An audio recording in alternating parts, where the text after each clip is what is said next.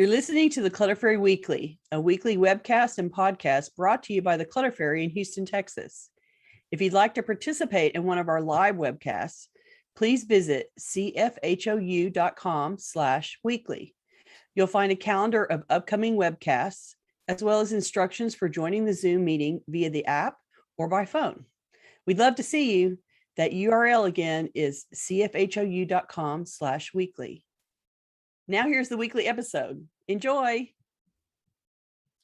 Hi, Clutter Fairy fans. This is the Clutter Fairy Weekly for July 29th, 2025. I'm your co-host, Ed Gumnick, and I'm speaking with Gayle Goddard, certified professional organizer and owner of the Clutter Fairy in Houston, Texas. Hi, everybody. The Clutter Fairy Weekly is a webcast and podcast that digs deep into the clutter that piles up between you and the life you want to be living. We explore the habits and behaviors that lead to clutter, and we suggest strategies to slow the accumulation, reduce the collection, and comfortably manage the stuff we decide to keep. If you're new to our Zoom meeting, we want to let you know that you can share your comments and questions via the chat feature, and I'll try to make sure Gayle addresses them before we move on to another topic. You can also use the raise hand feature if you'd like to ask a question or make a comment yourself via audio or video. And we are streaming the webcast live on Facebook, so you can share your questions and comments there, and I'll relay them to Gayle. Hi, Facebook, we're back. We lost the signal for some reason. Let's start by following up on last week's weekly tittle, which was called Be Honest. The assignment was to take a deeper dive into the reasons behind one of your questionable keep decisions. Let's hear from our participants in Zoom and on Facebook who tried our self-awareness and honesty tittle this week. Please let us know in the comments. I know this was kind of a tough one. YouTube viewer Mary Lynn shared her takeaway from last week's episode in a comment. Mary Lynn writes, "So many good suggestions. I need to make a weekly appointment with myself and declutter or streamline an area. I'm good at procrastinating." And aren't we all good at procrastinating? Let me just tell you that. We all have our sweet spot of things that we like to procrastinate about. So you're not alone. But it's good to recognize that in order to get over that procrastinating, you want to have a weekly appointment and to schedule that decluttering, just like you would schedule going to the grocery store or schedule going to the dentist, things that aren't fun, but you have to do anyway. And decluttering is the same way. And so making an appointment that you then honor and keep is an important way to keep going towards your goal, even though it's not always fun. So good job that you figured it out. And I tell people that all the time.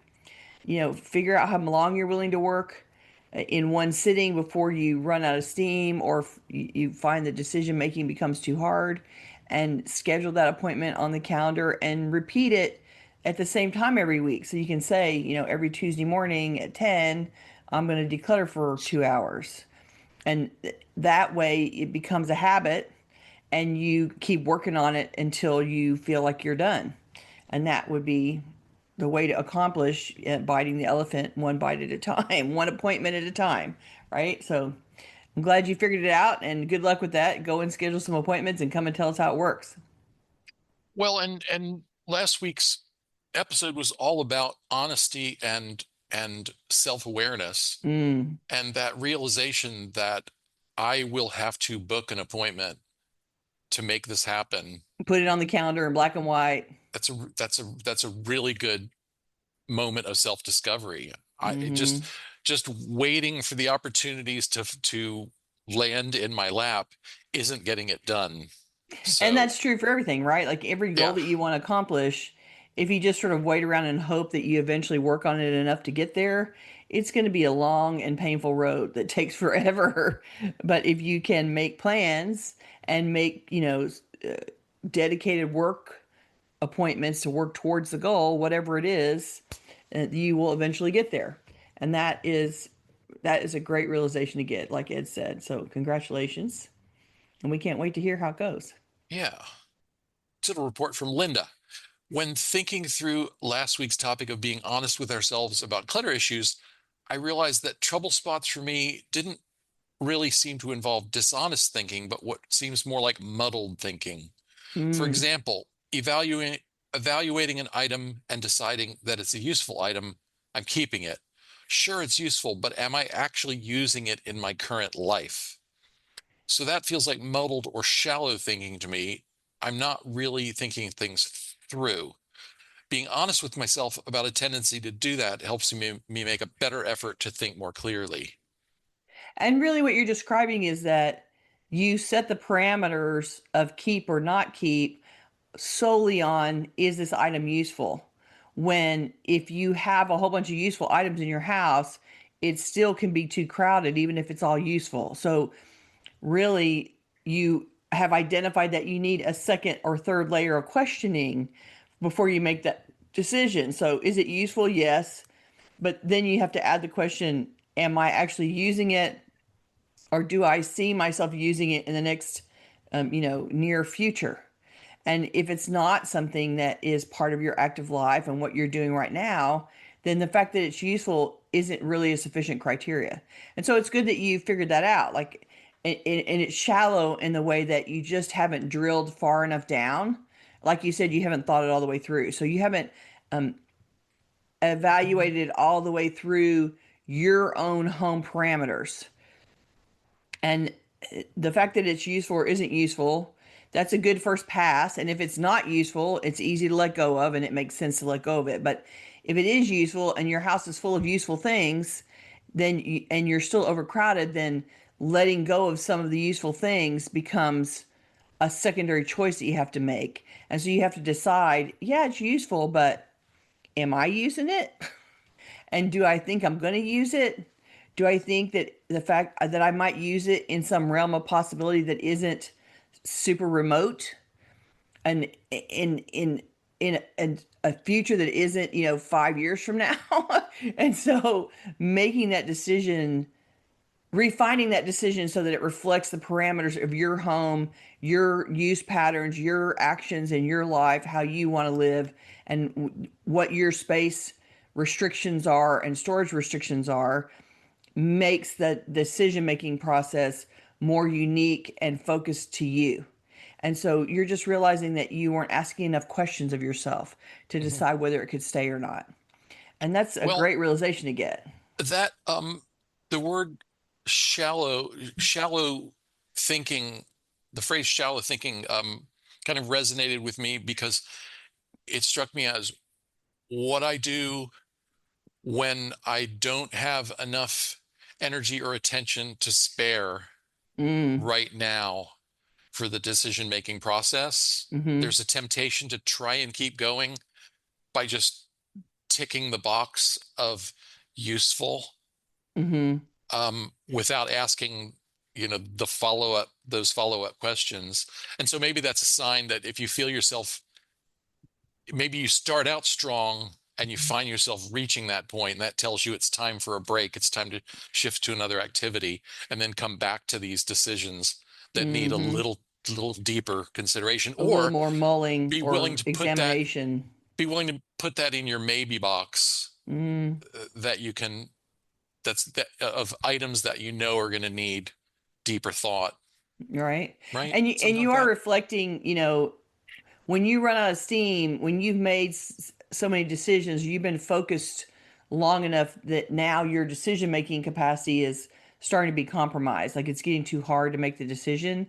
Then that's the time that you've sort of run out of steam and you need to take a break, like you said, and go do something else and come back again.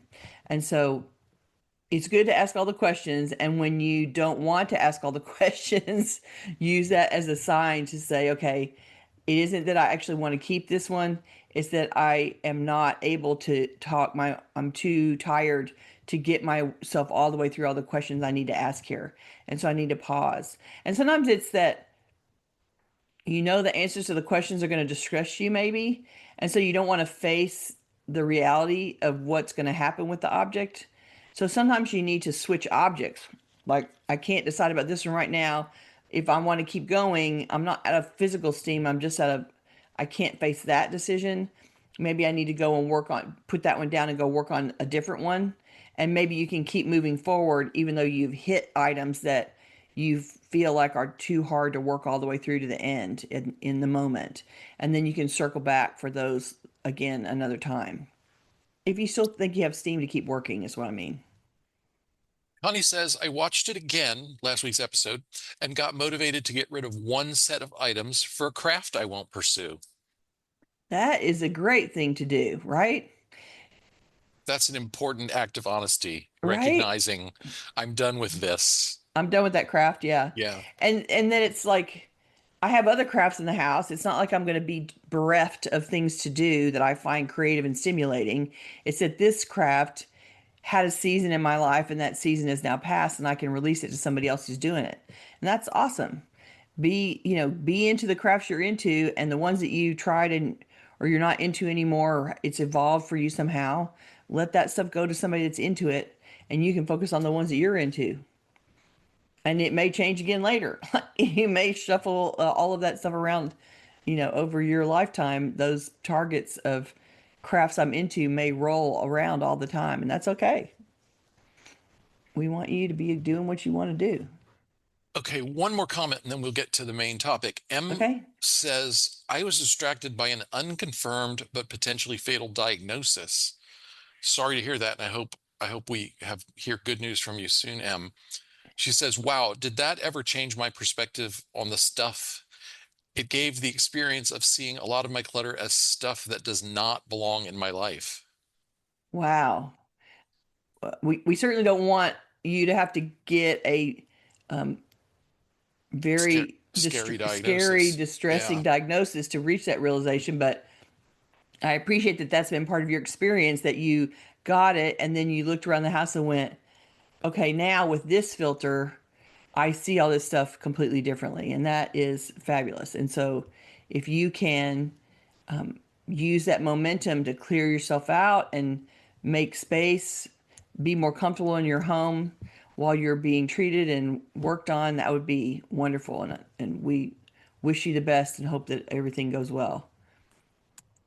Okay. I one more. I do want to share one more tittle Okay. report. Okay. Ginger says, I can share a success story. My blue tiara glass basket with the cracked handle. Sentimental item from first bad marriage, Ah, or more likely sentimental about first home ownership. ah. I felt a really strange attachment. It finally went into a bag, then to the front porch, and finally into the trash recently, feeling a burden lifted. Good job. That's very good. It is funny when things that there is an element of things that you associate with love and coupling and marriage that feel super significant at the time when you get them. And then if that relationship goes awry and breaks apart, then you're sort of left with all these things that used to be heartwarming and become heartache instead. And it's hard to let go of the fact that these are no longer heartwarming to me. They are now heart aching. And I don't want to feel that anymore. But I remember that when these things made me happy. And it's hard to make that switch around the stuff just like it is around the person. And so I get it that it was hard for you to get there, but I'm super proud that you did.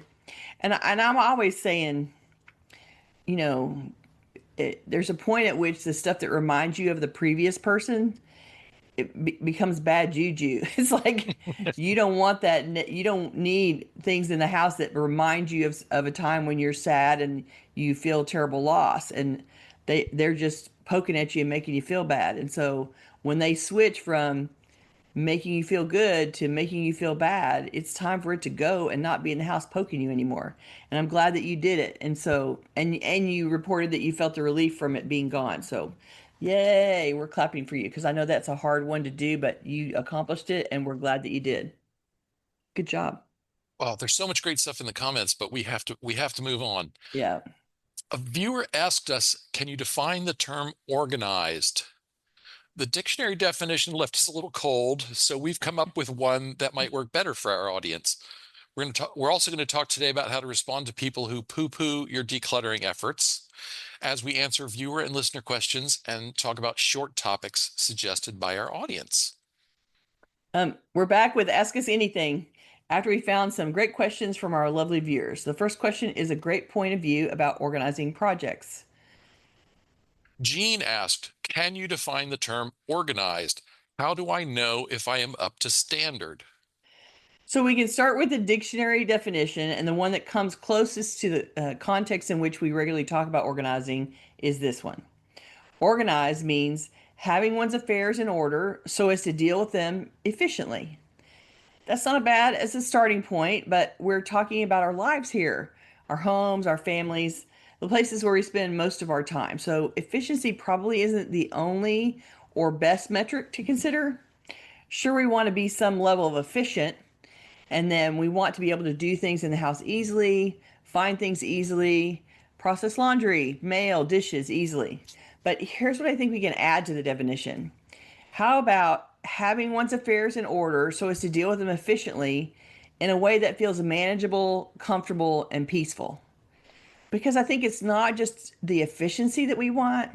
We want a balance between what we think we have to do to manage our home and being comfortable with what we can do. You don't need to reach a specific predefined standard, but find the moment when you feel that you've handled it enough for your level of comfort. In short, whatever works for you.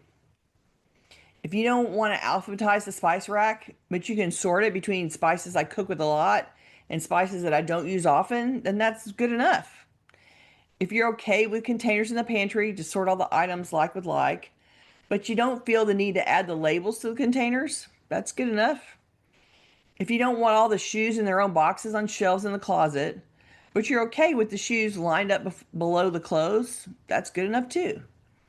My point is, you're the judge of when it's enough.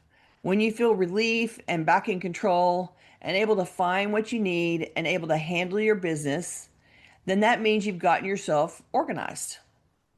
Can you strive for improvement beyond that? Sure. Can you go back after you've lived with your new arrangement and take it up a notch later? Sure. Get to a point where you feel relieved and functional and live with that. And if you find you want more refinement after that, you can keep going. So, to answer Jean's question, how do you know if you're up to standard?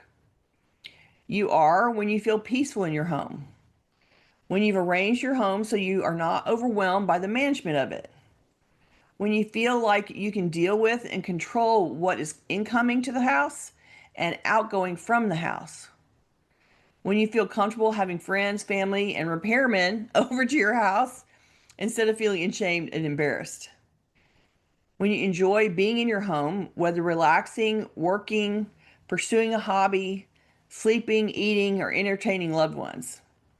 Because the standard you need to meet is your own, not anyone else's. I would add, I think I would also replace efficiency with effectiveness. Hmm. Um, are Different, a you, good different angle. because it's your personal life. This is not, Hmm. we're not trying to meet a quota of profitability or productivity. I mean, that might be part of your own sense of what is a satisfying life, and that's great. But it doesn't have to be. You don't have to take anyone's external metrics of what is success. Hmm. And so I think someone whose home looks like a shambles to the external observer, but they've removed any risks to their own health and safety. They've removed items that cause them stress or discomfort, Hmm. and they're able to do the things they want to do with their life Without a lot of struggle. without struggle. Right, right. Then they're sufficiently organized. Yeah. And like I said earlier, it's the level to which you start to reach a sense of peace and comfort instead of distress, stress, anxiety, it just embarrassment, shame. When you flip the script for yourself so that you feel comfortable and you feel comfortable letting people come in, then that's okay. You're okay. And I would say I have clients that live with a level of chaos that I wouldn't be comfortable living with.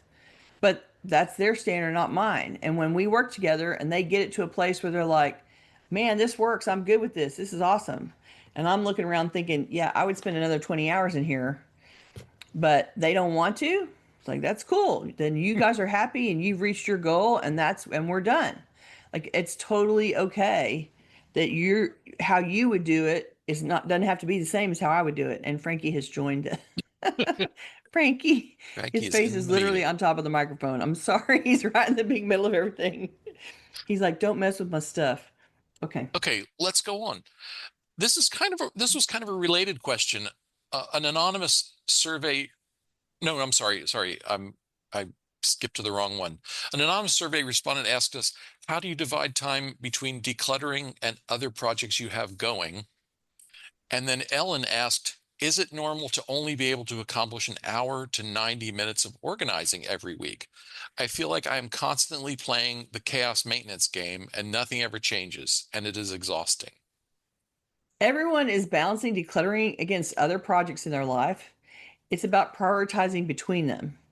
Give enough time to decluttering that allows you to make some steady progress. You don't want to tread water and making no perceptible change in the space. You don't need huge amounts of change all at once, but if you want to stay encouraged and motivated, you'll want to see some differences from the work that you do. So plan the decluttering time that allows some small visible changes to happen before switching to other projects. That and scheduled decluttering consistently, once a week, twice a week, every weekend, whatever works for you. So you can keep chipping away at your organizing projects that way. Those few hours each week will make wonderful changes in your space accumulated over time. It isn't that 90 minutes each week isn't a good amount of time. The issue is if you think 90 minutes each week means you're treading water, then it's probably not enough to stay even or not reduce the clutter. Those 90 minutes keeps you from adding to the clutter, so you're maintaining the status quo, not adding to the volume in the house. So you're doing the maintenance of the current things coming in and going out, but not spending any time on the backlog. And remember, there's always two projects happening. You're maintaining the new stuff that's coming in, and you're clearing out the old stuff that hasn't been addressed in a while. So you have to allocate time to both. It sounds like that hour and a half each week keeps your head above water, but doesn't address that backlog of stuff that's undealt with in the house from before. The answer to you is 90 minutes of maintenance is working. Now you need to add some time to work on the backlog. If you want some work on both projects, the maintenance and the backlog, you'll see progress in the home overall loosening up if you schedule time for both of them.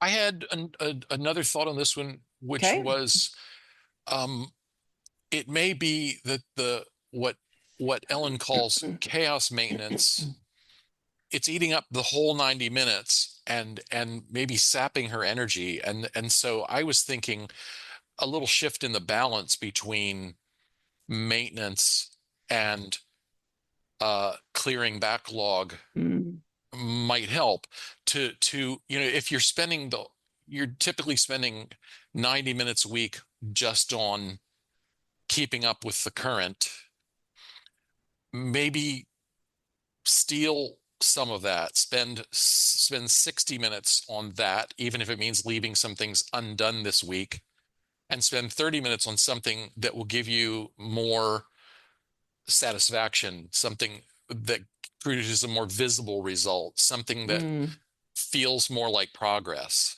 right? And I and think it's and still see if that generates enough energy and enthusiasm to make the 60 minutes on maintenance more effective. mm, Just a thought. That's if 90 minutes is the extent of Ellen's energy and stamina, for the week, you mean? Yeah, right. Mm-hmm. Yeah, and I think if you want to keep moving on both fronts, and so if you wanted to take that appointment and split it between current stuff and backlog, that's great. And if that means that you, I mean, I still think from what you're saying that you need to add a second appointment during the week to do it. So maybe it's that you do 60 minutes on maintenance one part of the week, and another part of the week you do another 60 minutes and you do backlog that day, or you do half and half each time. So 45 minutes of one week, one appointment, and then the second appointment you had, you also split. So you're going back and you're working on both of the projects some amount of time every time you work, even if it's only 45 minutes or 30 minutes at a time. It will still make progress. It'll just be slow. But I think if that 90 minutes is what's required to maintain it, then you got to plug that 90 minutes in somewhere and add some time to work on the backlog. And it sounds like you're going to need more than one sitting a week to get there. Yeah. Okay. Sandra asked, do you have conversations with clients about things that will be problematic after they die if they choose to keep them? My husband finally agreed last week to get rid of a broken hunting rifle. Yay. Mm. And where I live, that means the police will come to your home to collect it. Oh, During my chat with the agent, I realized his other rifles could not go to our son eventually without him asking for a proper gun ownership license, which is a long process in Canada. Some things like that need more planning than we realize. I do have that conversation with clients. It's hard to deal with. If it's hard to deal with right now, it's still going to be hard to deal with when you're gone and your heirs have to deal with it. Specifically, I talk to clients a lot about passing on collections of any kind. They decide where stuff should go in their mind, but they often forget to ask the recipient if they want what's being offered. For anything that you consider significant, it's important to know if your intended recipient is interested in the item or the collection of items or not. It's better not to give things to an unwilling recipient. One more thing is to spend the time looking for someone who shares your interest in your collections and arrange to gift it to them before you're gone. Or leave the resource and the contact information with your family so that they can pass them on to someone who cares about the stuff like you do. And ultimately, don't assume that your heirs have the same interest in the collections and the stuff that you do.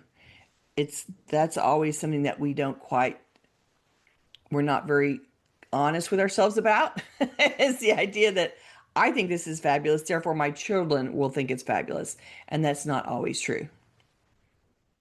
I thought this was a really interesting question and maybe a sort of a bonus tittle for our audience, which is think about your stuff in terms of how hard how hard it would be to get rid of it at any point. And so I wasn't thinking about collections, but a that's one good one because to get rid of a collection the right way, I'm putting air quotes around that, Mm-mm. um, it is can be time consuming, hard work. Yes. But other things, like guns, I know you had a client who you had to organize paraphernalia related to their personal habits.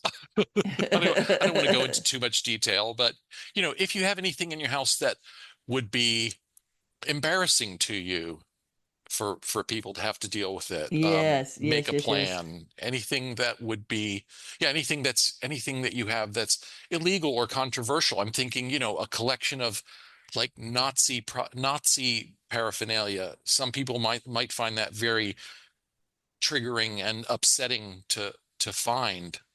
Um, so do you think optional tittle? Think about whether you have anything in your house that you ought to just get rid of now instead of making anyone worry about it after you're gone. Right. Or be shocked when they find it after you're gone. Right? I know some people might think, oh, it'll be funny to goose them in that way, but I think you probably just want to think about what you want your family to find and remember about you and what chores you are leaving for them to do. I actually had to say to a client, I went to do an assessment last week, and I ended up saying to this client, he's in his 70s, his wife is in her early 60s, so there's probably 10 or 12 years difference between them. And they live in a house they did some renovations in the kitchen, but there's still some things to be finished, and they've never gotten them finished. And so the kitchen hasn't ever been set up completely like it should be. And then their garage burned down, and so they have to build a new garage. And I said to him at some point, you're probably going to pass away before your wife does. And if you do, and you haven't finished these projects, you're leaving her with a major project that has to get done before she can sell the house if she needs to sell the house. And so, do you really want to leave this unfinished renovation and this construction project with the garage undone for her to have to pick up that ball later? And it's a lot of work to expect her to do. He had been in the business, like these things had gotten done because he's has experience in it. It's his business. And so I just had to remind him, if this isn't complete before you're gone, then whatever she decides to do in terms of staying in the house or later retiring or later moving into assisted living for her own management, she's going to have to finish all these renovations to the house in order to sell it. And it's going to be a big hassle for her. And so, better for you to do it with the skills that you have and the people that you know and the resources that you have. Do it now and get it done so it's not a chore that you're leaving for your wife while she's grieving the loss of you. And I think he hadn't ever thought about it that way. I could see this sort of, I got the wide eyes and the big shock factor from him, and thought, yeah, you should think about what you're doing here. You can procrastinate, but then you're leaving this project for your wife to deal with after you're gone. And I don't think you really want to do that.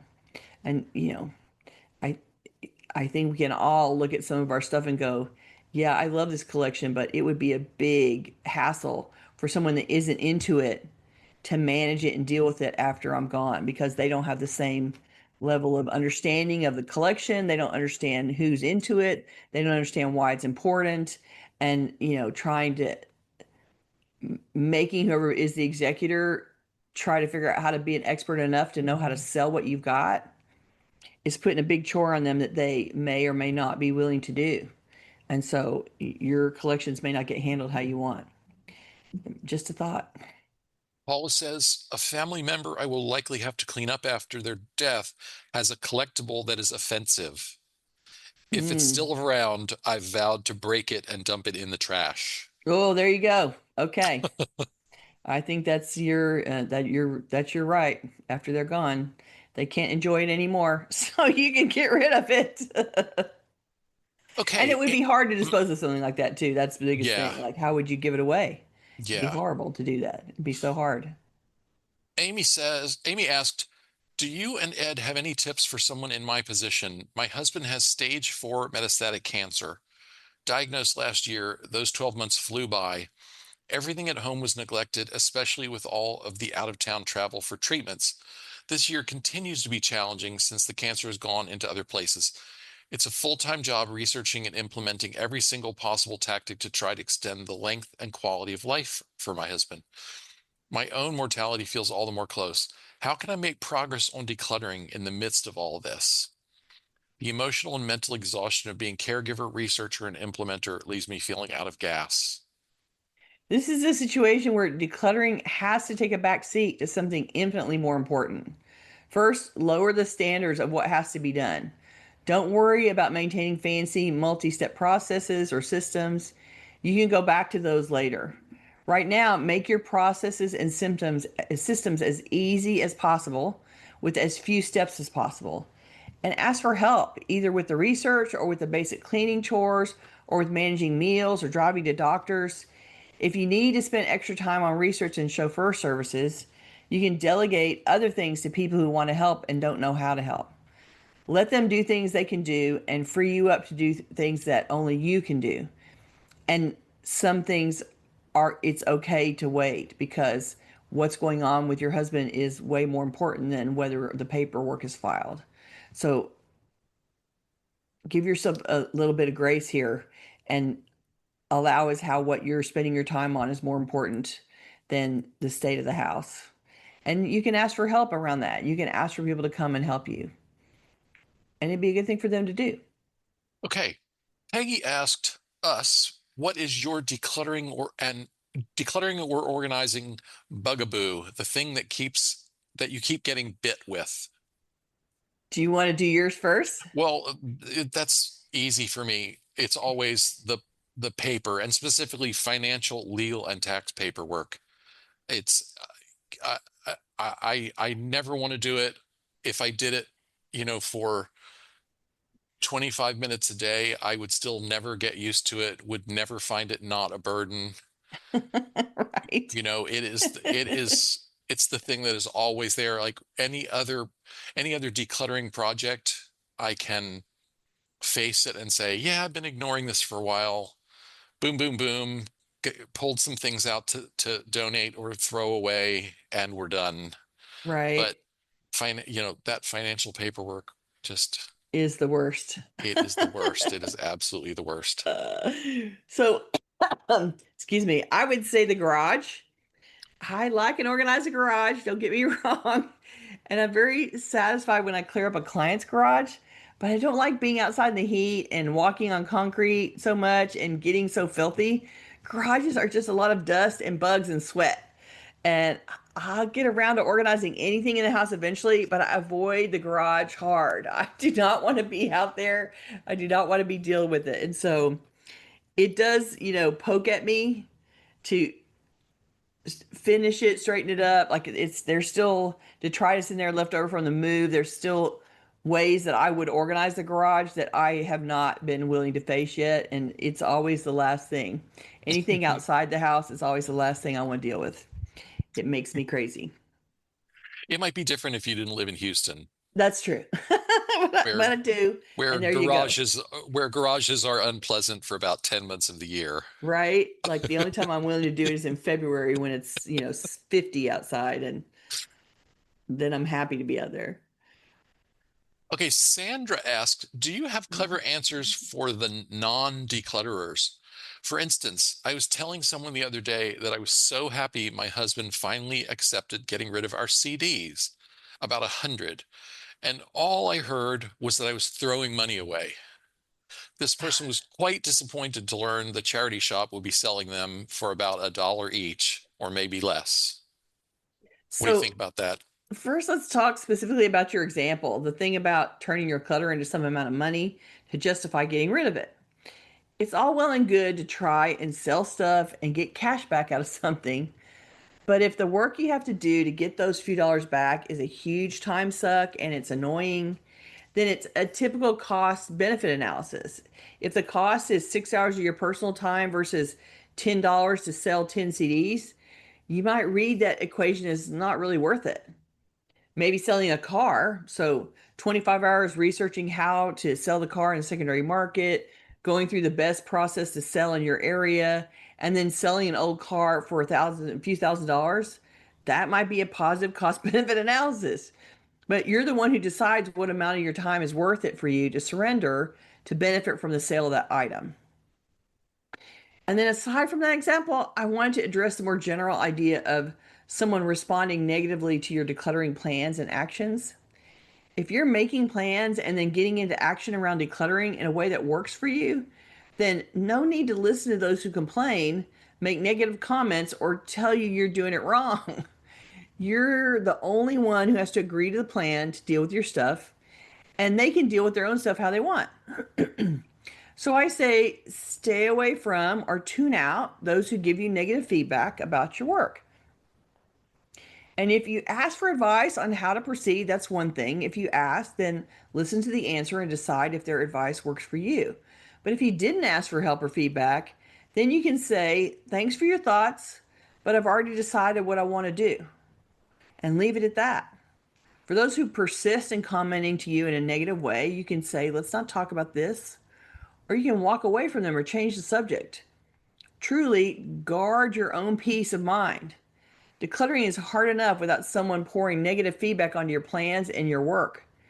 It's worth it to find a way to avoid or deter those who feel the need to comment like that, because you don't need that kind of feedback in your life, especially when climbing the decluttering project plan is a hard enough lift. You're working hard enough to be in motion and to be doing something about it. You don't need somebody knocking you down, giving you negative feedback around it. And so let's avoid those people. Let's tune them out. Let's not talk to them about it. Change the subject. That's my advice. Paula says, sometimes it's nice to be at the age where I can simply say that I'm downsizing and everyone nods like that's totally reasonable, because it is. Because it is exactly right. And you don't have to explain your downsizing in any way at all. Exactly Well, correct. my other reaction to Sandra's question was to think about crabs in a bucket. I'm sure everybody here has heard the expression about crabs in a bucket. If you put some crabs in a bucket, they could actually climb on top of each other and climb out, but that's not what happens. Whenever one gets too close to the edge, the other's grabbing onto him to try and climb over him, pull him back in. And so people Oh, use crabs in a bucket to mean, those people who will pull you down rather than let you grow and change in the way that you're trying to grow and change. There are people exactly. who, when you tell them I'm decluttering, they are, for whatever reason, frightened or intimidated Triggered or or, get triggered in some way by mm, by your choice to do that. And that's their problem. right? That's not a you problem. That's a them problem, 100%. And to you don't need to climb out on with their approval. Like you don't need Right. to do your decluttering project with their approval behind you. You can do it how you want and accomplish what you want and get to the goal that you want and whatever path works for you. And anybody that doesn't want to be on board, you're not asking them to do it for you anyway. So there you go. Of They course, don't have to be Sandra, on board. I think Sandra was looking for the short and pithy response, And right? and May provided it. May said, new response, okay, crabby. Perfect. That is perfect. Yay. I love it. Which is a perfect reflection of, yeah, I hear what you're saying and you sound like a grump. And I'm guessing that it's probably going to be not the first time those people have gotten that feedback. Let me just say. If they lead in the world in that way, they've probably been told that they're a grunt before now. So I love, okay, crabby. That's perfect. Shut them down in a hurry, man. Oh, right. Let's see. Let's go to Anya. Anya said, some time ago you stated that DVDs are obsolete in general. I Mm, beg to differ because I like having movies my own and rewatch them. mm. I do have a sizable collection, but those are not a burden to me or my living space. I don't like streaming on my TV because I don't want to connect it to the internet.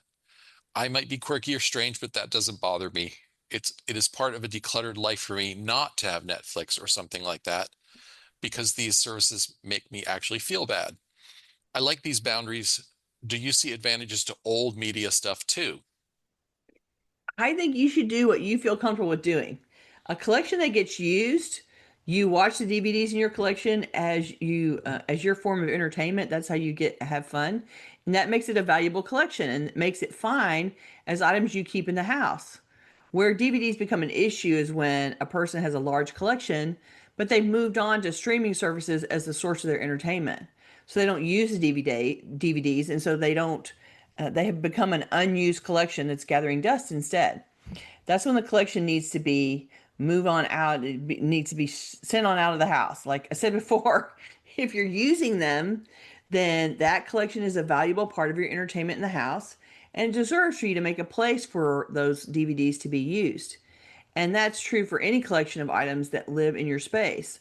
Those things you actively use deserve a space to be made in your home. And those not actively being used need a reevaluation about the space that they take up.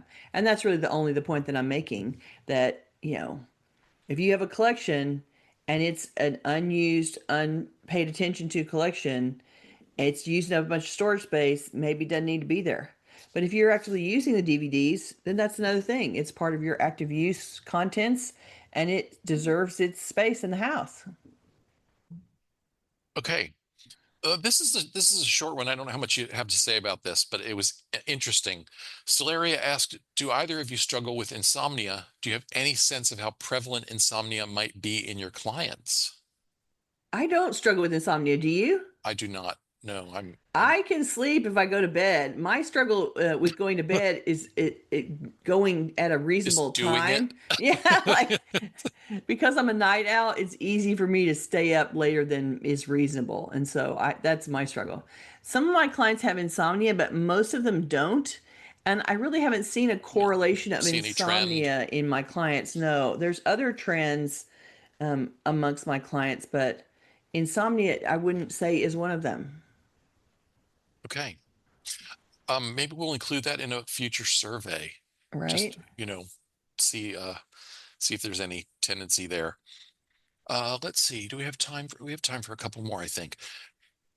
Jennifer asked, Gail, what is your dream beading project? The thing that bites your ankle and makes you say, this is where all of my knowledge and learning about this craft is going to pay off.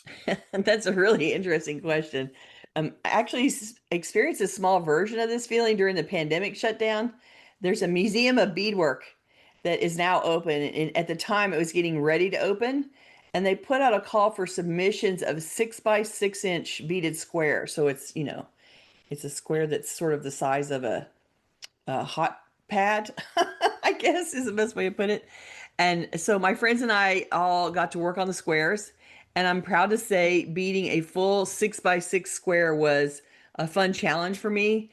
If you go to the museumofbeadwork.org, and then you can click on exhibitions, and you'll find the beaded square project. And if you click that, you can see the story of what they did, and then scroll down and you can see all of the entries. And mine is number 386. 2020 was a hurricane. It's the largest project I've done so far, and it was a challenge to finish it by the deadline, but we had tons of fun doing it. And now I have one 6 by 6 square hanging in a museum. And it was very rewarding, exciting for me. Oh, and Ed's putting the link in the chat. Yeah. Museumofbeadwork.org. It's in the northeast part of the country, and it's attached to a large beads seller that sells wholesale. And my friend Penny actually was up there. She went up there and walked around and saw it and took pictures of all of our squares, and sent us text and said, "I can see there's your square on the wall." So it was a lot of fun, and they have some really interesting stuff in there. So well, I'm hoping that we get to go as a crew someday, and I'll go up and look at the pictures, look at our pieces hanging on the wall. That they made the beaded square project a permanent exhibit, and then they've done since then other calls, create a fill in the blank, and they hang like they did one about stars, and they hung stars from the ceiling for a while, but that one was a temporary one. It wasn't a permanent one. So anyway, it was very exciting. That was my fabulous project, and it had it was bead embroidery. It had a lot of my favorite colors in it. It had some uh, ribbon in it too. Sequins. I used a lot of materials. It was a lot of fun, and it was sort of all of my focus and all of my years to make this big square. It was a lot of fun. Okay. This one I'm throwing you a curveball because you didn't put down any talking points for it, but I bet you can answer this on the fly. Okay. Margaret asked, how do you feel about under the bed storage? It's not ideal because out of sight is out of mind, and I forget it's there. I also like the feeling of lightness that comes from not having things stuffed under the bed. And she added, it's better feng shui I've read. It's true. And, the cats always like getting under the bed. If you have little dogs, they like being under the bed. Uh, I think that under the bed storage has a place as a secondary storage area if you don't have anything else. And really, what it's good for is dry dock storage because it's awkward and it's weird. And the boxes that they make to go under the bed typically have wheels on them, but they make them long and not very tall because there's only so much room under the bed, right? And so, you have to have the right container so that it's easy to pull things in and out. And B, you want to put things in that you don't have to get every day. It's where you need to stash things that you don't want to deal with on the regular. And so in Houston in particular, if they need under the bed storage because they don't have sufficient storage elsewhere, it's a place that I would put, here's where I'm stashing all my tax returns that have already been filed and the support material for them. Or here's what I'm doing with my heavy duty winter wear because I can only wear it a month and a half out of the year in Houston. And so it does need to be in the closet, jamming up the closet space until, that month and a half arrives. And then I can go under the bed and pull them out and hang those things in the closet and use them. And then when the season has passed, I can put them back in the boxes under the bed and roll them back away. So I think of it as dry dock, just like the cabinets that are in the kitchen that are way over your head that you have to climb on a ladder to get into. That's dry dock too. You don't want to put things away up that high or in an awkward way to retrieve it unless it's filled with stuff that you don't have to get very often. Because who wants to climb a ladder once a week to pull something down? So it's part of how I plan the spaces, and it's easier to clean and take care of under the bed if it doesn't have a bunch of stuff under there. And if you need the space to expand your storage, it's a logical place. I think it'd be a good place for uh, gifts that people gave you that you felt compelled to keep so that you can put them out when they come visit, And then take them back down again. and then put them away again back under the bed after they leave Right, town. exactly.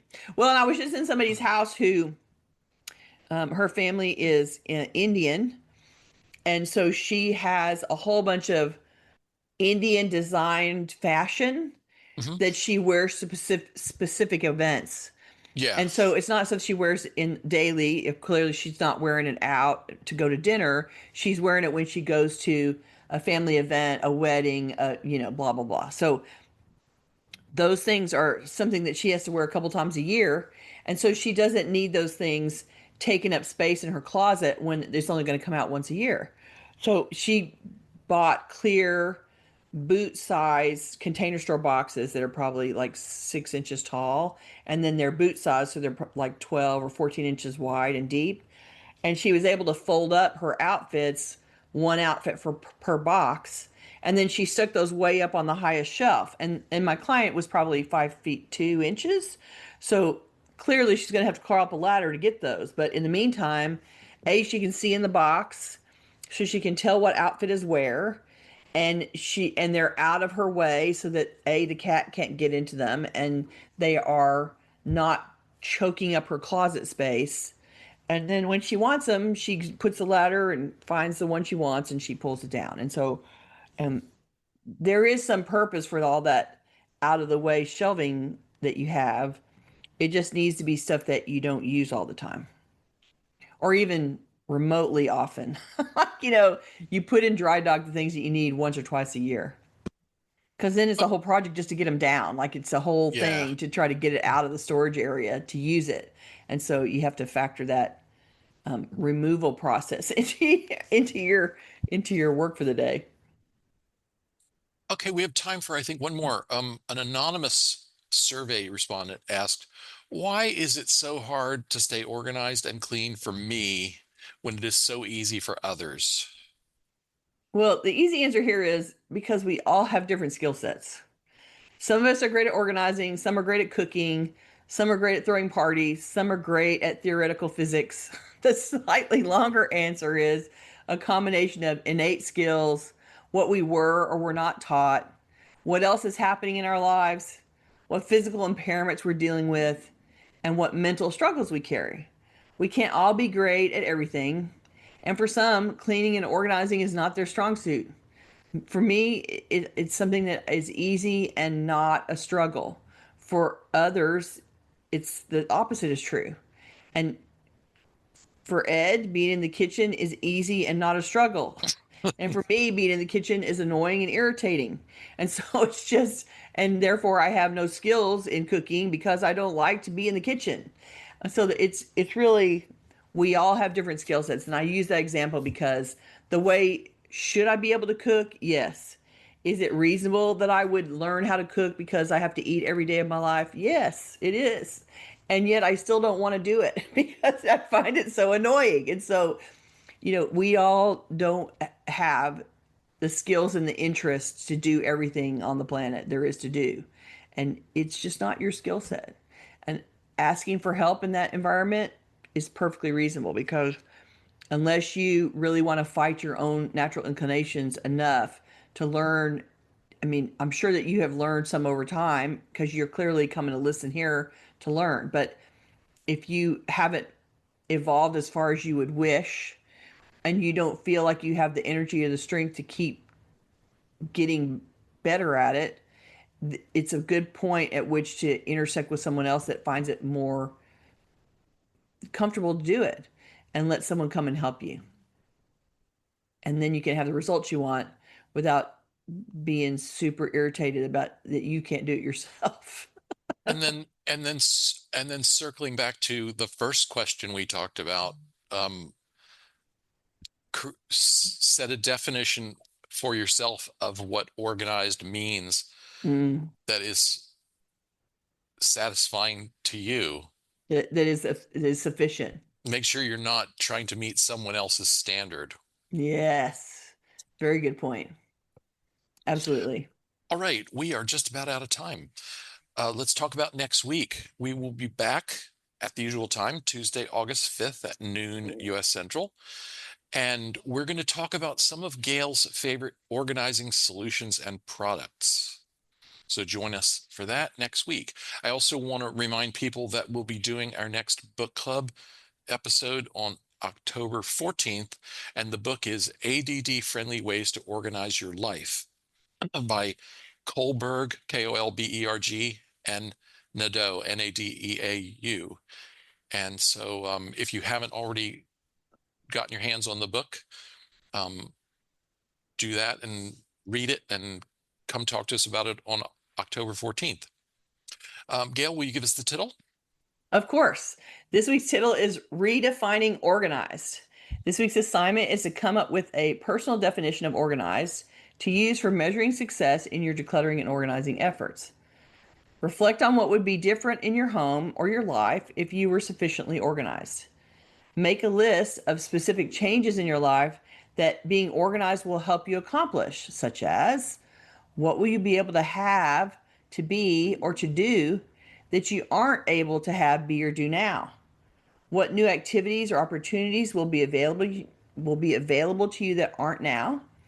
What positive feelings or emotional states will your organized space provide? What negative feelings and emotions will be diminished by getting organized?